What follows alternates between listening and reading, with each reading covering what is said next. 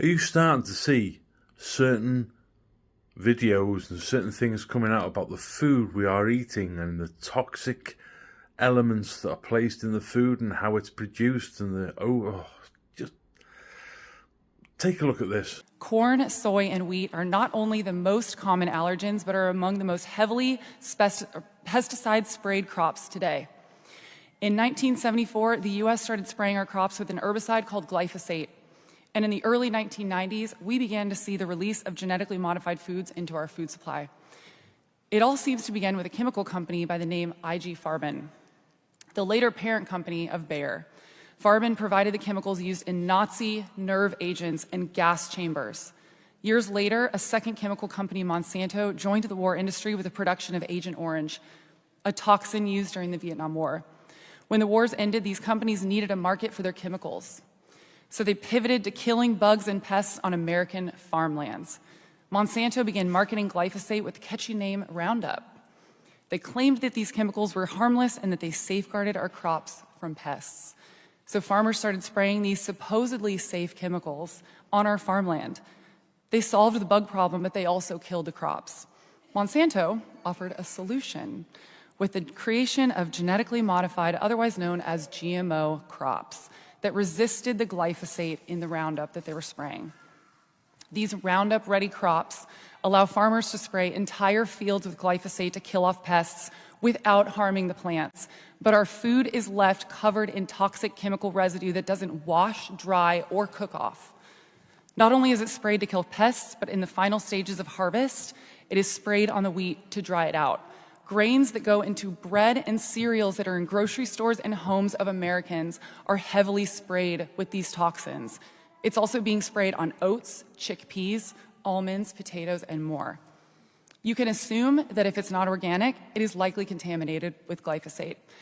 In America, organic food by law cannot contain GMOs and glyphosate, and they are more expensive compared to conventionally grown options. Americans are being forced to pay more for food that isn't poisoned.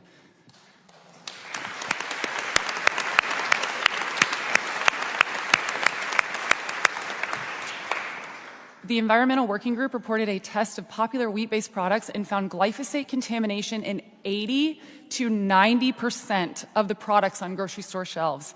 Popular foods like Cheerios, Goldfish, chickpea pasta like Banza, Nature Valley bars were found to have concerning levels of glyphosate. If that is not alarming enough, glyphosate is produced by and distributed from China. In 2018, Bayer bought Monsanto. They currently have patented soybeans, corn, canola, and sugar beets, and they are the largest distributor of GMO corn and soybean seeds. Americans deserve a straight answer. Why does an agrochemical company own where our food comes from? Currently, 85 to 100% of corn and soy crops in the U.S. are genetically modified. 80% of GMOs are engineered to withstand glyphosate. And a staggering 280 million pounds of glyphosate are sprayed on American crops annually.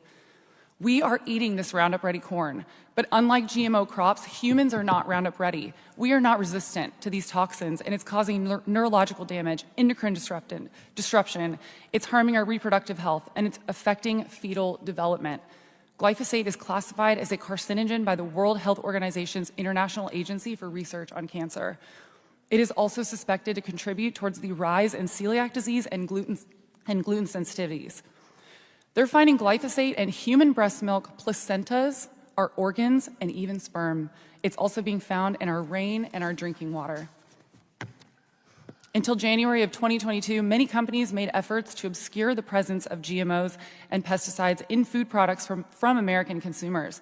It was only then that legislation came into effect mandating that these companies disclose such ingredients with a straightforward label stating made with bioengineered ingredients, but it's very small on the package. Meanwhile, glyphosate still isn't labeled on our food. Parents in America are unknowingly feeding their children these toxic foods. Dr. Don Huber, a glyphosate researcher, warns that glyphosate will make the outlawed 1970s insecticide DDT look harmless in comparison to glyphosate. Why is the US government subsidizing the most pesticide-sprayed crops using taxpayer dollars? These are the exact foods that are driving the epidemic of chronic disease. So now you've seen that, what do you think?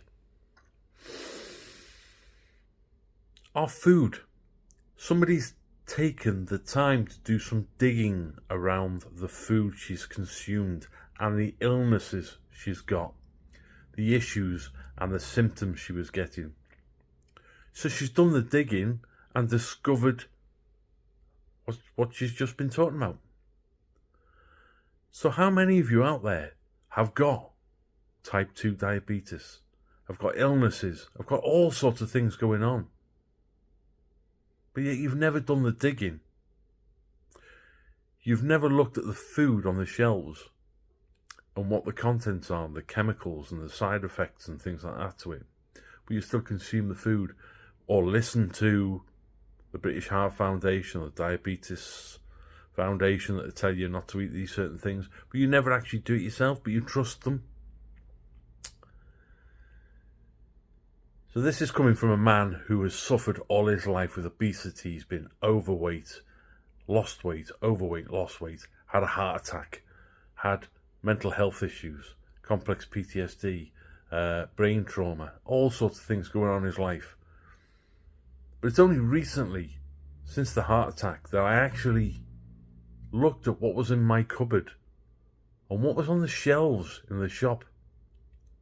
And when I saw the sweeteners and sugars and the low fat and the difference between all sorts of chemical reactions within the body and what they happily put in our foods, do I realise that no wonder I was racked with fibromyalgia, with all sorts of issues.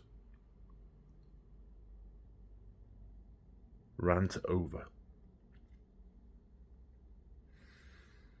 Besides that, when you see adverts highlighting an injectable product and stating, "I am not responsible for my obesity. It's not my fault," and then stating you can take an injectable to resolve that, what is that actually stating? What is that telling you? It's disempowering you. My God, it's disempowering you to then inject yourself to lose weight and get rid of diabetes and things like that. You have the own power to deal with that. It's all within you to deal with it.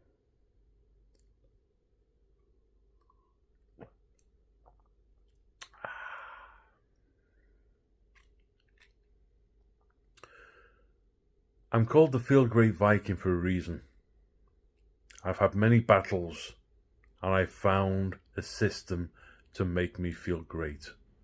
And it's so easy. It's so easy.